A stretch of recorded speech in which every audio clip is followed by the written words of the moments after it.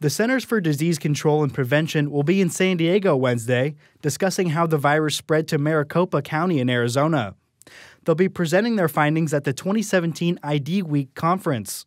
San Diego County Public Health Officer Dr. Wilma Wooten says the county has been working with the CDC for months. And in May, CDC sent staff here to work with us to help us identify the case definition. So we've been working with CDC as well as the state of California since the very day we determined this outbreak.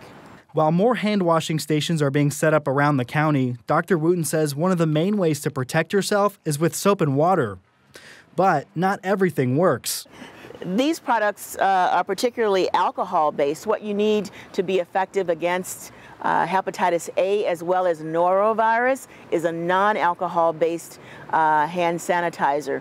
Those are still good for protection against the flu and other bacteria, but... So this is a wipe benzalkonium fluoride that is a non-alcoholic hand sanitizer that is effective against hepatitis A as well as norovirus. Wooten says the outbreak could be slowing down here, but right now it's just too early to tell.